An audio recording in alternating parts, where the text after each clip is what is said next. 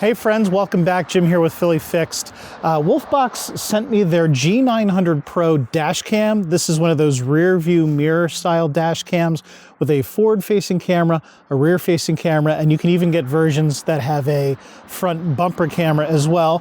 This is just going to be the front facing and rear bumper camera. So what we're going to do is we're going to unbox this, show you what comes with it, talk about some of the accessories you might want to buy depending on your situation, and then we're going to install this in my 2007 Ford Ranger. So let's get to it. Okay, so we'll get the main box opened up here.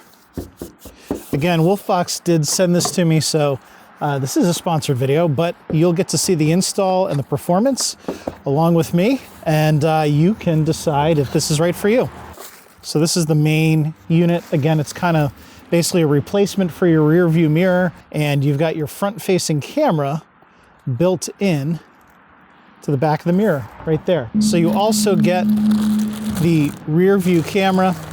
I like that all of this uses USB-C style connectors, and you've got a little bracket here so that however you decide to mount it, you'll be able to angle it as you see fit. You also get a 12-volt power port or cigarette lighter if you're old school like me. Power supply with that USB-C power connector on it. You also get some rubber straps. You actually strap this to your existing rear view mirror. So it has these little hooks on the back, and then you put these straps on and you strap it to your original OEM mirror. This is your GPS antenna. That'll give you your speed, your direction. There are some additional accessories you might want to consider buying.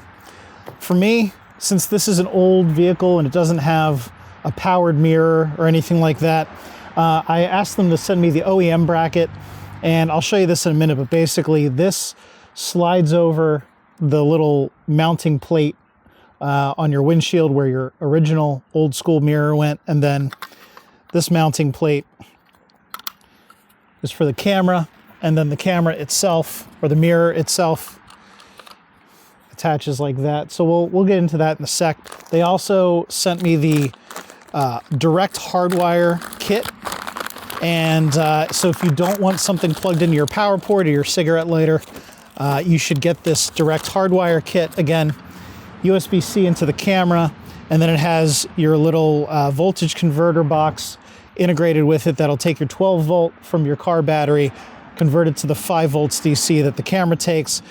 They give you a bunch of these add a fuse or fuse tap devices where you basically go into your fuse box, you find an appropriate circuit to tap into, and then you just plug this right in there. The fuse that's included will then be the fuse that breaks the connection to this lead in the event that there's a short or an overcurrent event.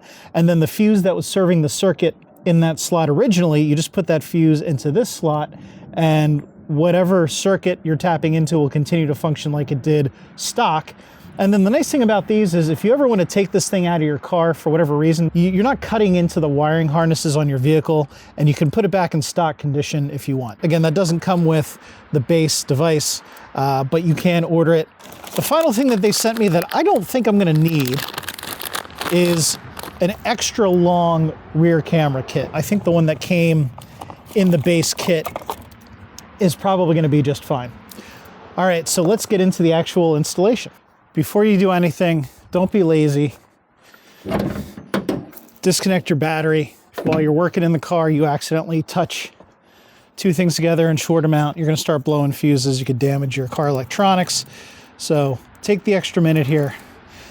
Disconnect the positive terminal. So in my 2007 Ford Ranger, there's what's called the Smart Junction box that has a lot of the fuses in it, including the one that I need. It is in the passenger side right kick panel here, so I'm going to bring it in close to take a look.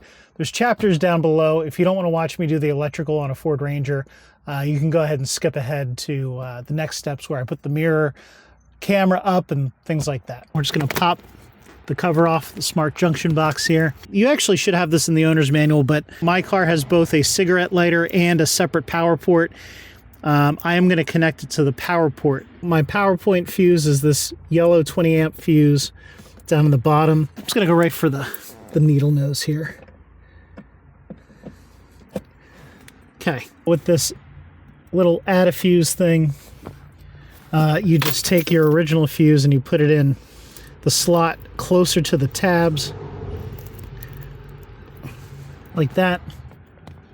Hopefully the add a fuse fits in your box, because if it's tight, it can be tricky, but in my case, not a problem. To route the wire, I'm going to take this whole surrounding kick panel off. This bolt right here is a ground. So let's get this ground nut loosened up. Okay, so we take the black ground wire from our hardwire kit and put it in there. Now I'm going to pull back this rubber cover on the crimp because I don't want it to interfere with this nut seating fully. I'm sure if I look it up, there's a torque spec here, but we're just gonna make it nice and snug. I failed to mention before, on this vehicle, the power port is on at all times. So I'm gonna plug my yellow battery plus wire into this on at all times circuit.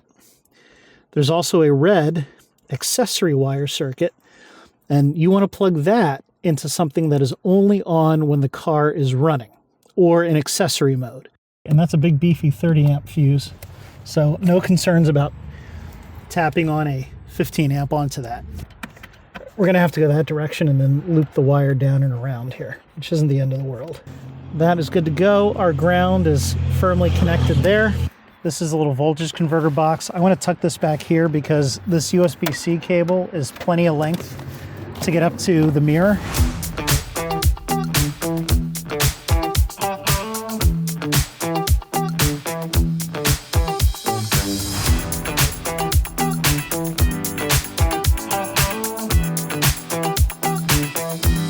There's a special tool to release mirrors like this, but usually you can just kind of bend them and the little tabs just kind of come off. Next, we got to get the mirror prepared for the OEM bracket. What you're gonna have to do is take these hooks off that would be used if you were just gonna strap to your old mirror. So you got to peel these rubber pads off, whatever you want to call them. You need a little Phillips head to take these hooks off. Okay, so those just come right out. Okay, then once you get those out, take your bracket, fits right like that. So take the same screws you had in there before, slip them back in. So once your backing plate's on, grab your windshield mount, make sure you have it oriented. Again, the wider part is on like that. Make sure you've got this all upright, and then what you're going to do is put this right in there. And the OEM bracket comes with this little pack of Phillips head screws. All right, so get your 4 screws in here, and we'll just slide that right on there. And we will tighten the Phillips head set screw. And then on top, your leftmost USB-C port over here is your power. So I just want to make sure my power cable reaches. It just does. So I'm not going to put my headliner and visor back together yet because I still need to route the rear camera, which also plugs into the rightmost port. And I got to do the GPS antenna, which I'm just going to hide somewhere up here on my dashboard. I'll put it right here in the corner, and then I can run the GPS cable along the same A-pillar as my power cable and my rear camera cable. Okay, so here's the GPS antenna. Obviously it needs to face up and be able to see the sky. I am not putting this glue on my dashboard, so I think I'm just going to put it there, and I'm going to make sure the wire's nice and secure, and then hopefully it won't move around too much. I want to basically get all these cables up and connected in here and down through the A-pillar so I can button up my interior, and then we'll find a grommet through the floor of the cab to get that rear backup camera cable back to the back of the truck. All right, no problem. Got my rubber floor mat back in place. I kind of brought it over so it runs in this little valley down here. And then it comes right over there and goes down through the floor. So now we're going to run this wire. I've got this plastic split loom wire protector. Hold it perpendicular and you just push it in. So I'm going to go through the frame rail. So now we're inside the frame.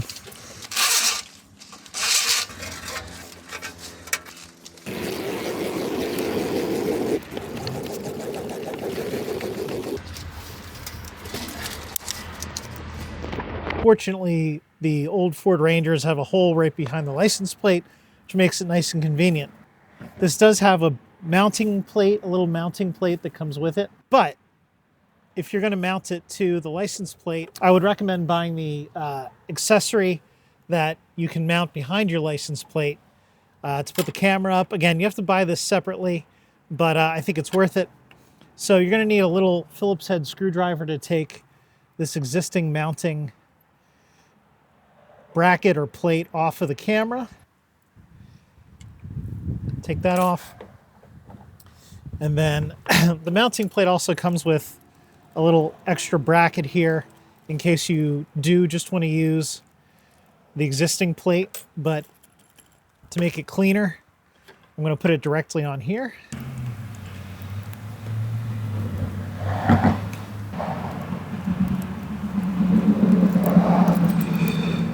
Got our license plate on here.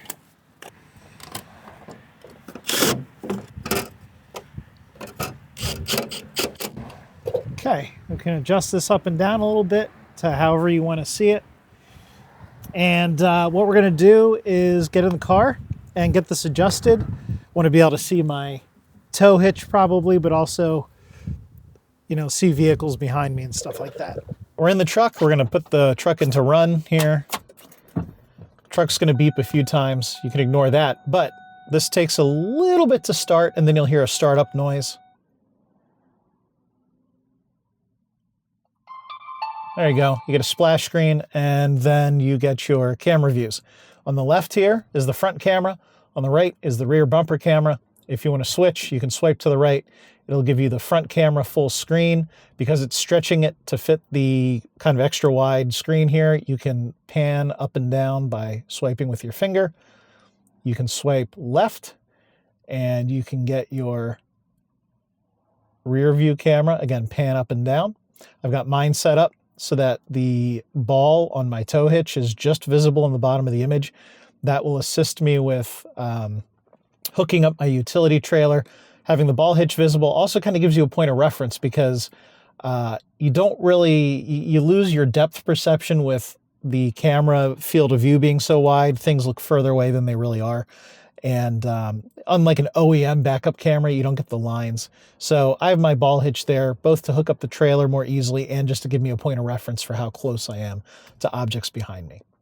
You have voice command functionality. You can control the recording features. I don't want to do that because my camera here also has voice features and I accidentally stopped it from rolling earlier, but I'll try some of the other ones for you. Turn off screen. The screen turns off. Now, this is not a mirror, but it's very reflective. And so if you want to use it as a traditional physical rear view mirror, it works just fine. Personally, when I'm driving, I actually do usually turn the screen off because I find that with the screen on, it's a little hard to get used to. So turn on screen. Now, if you want to use the app, you have to switch on the wireless connection. So you say, turn on Wi-Fi.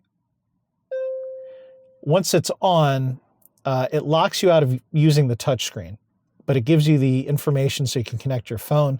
This is really not intended to be connected all the time. It's more of a connect it so that you can download video from the SD card, which we're going to do now. So I'm going to record my phone and we'll take a look. So we're going to open that and we have to allow permissions. All right, add device, camera. Okay, device is installed and powered on. Connect Wi-Fi. We'll scan for Wi-Fi networks again. There it is. Password is 1234567 8. We're connecting. We'll do always connect. Can always do that later. Okay. So I hit the back button. Let's see if it does it here. There we go. Now, it gives you your speed, your direction. Again, I don't think I would leave this connected at all times, but you can. And it gives you a live view of the front camera. And I think if you hit the little rotation thing, yeah, you can look at your full view of your rear camera. You can see that you're recording and your mic is on. But for me, what I want to do is go down to the lower left here to the SD card icon. And you can preview and download footage. So I was filming some nighttime footage for you guys last night. So I'll just show you here. It's probably going to play audio and that'll get recorded, but Wi-Fi. Yep. There you go. All right. So anyway, that's only a 5-second clip. Let's pick a longer clip. Okay, that's better. 3-minute clip. Let me just give you a timestamp on how long it takes to download. I will speed this up for you so you don't have to sit and wait.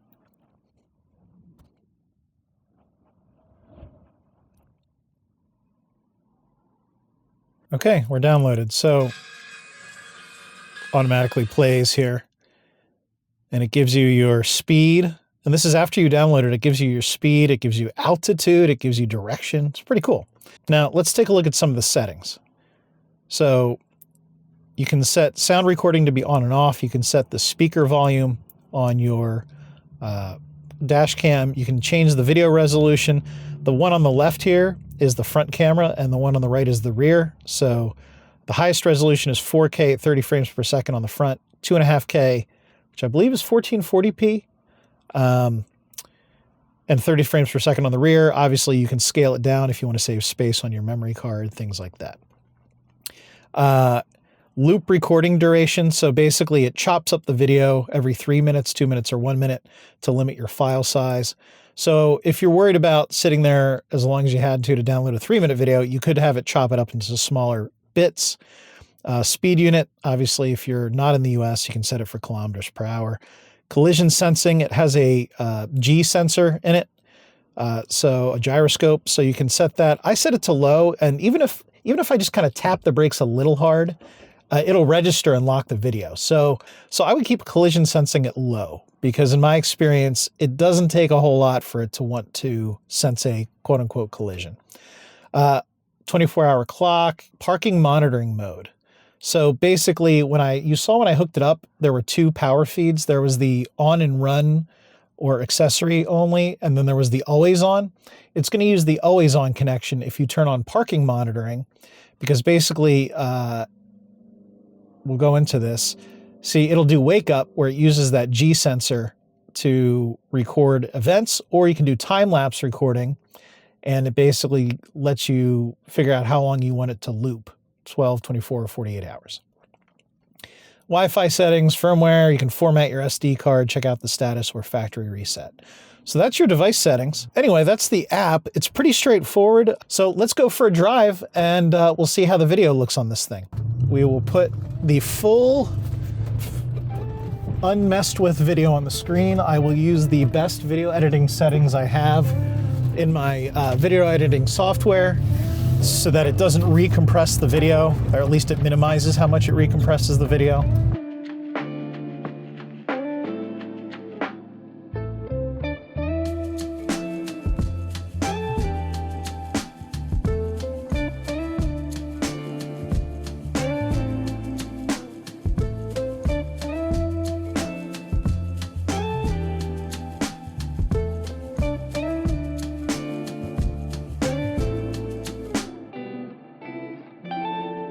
Okay, here's some footage from the day before. You can see I'm coming up on some cars. I'm maybe 3 car lengths behind, and you can barely read the license plate on that Chevy Cruze.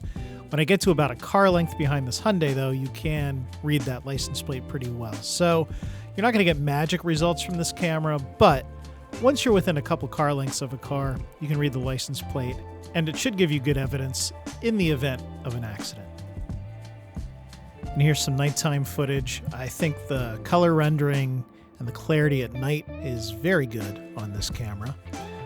It is going to try to do some noise reduction due to the lower light conditions. So as we come up on this sign, you can see not very legible, but I don't think you're going to get good legibility in a moving image with low light like this from almost any camera.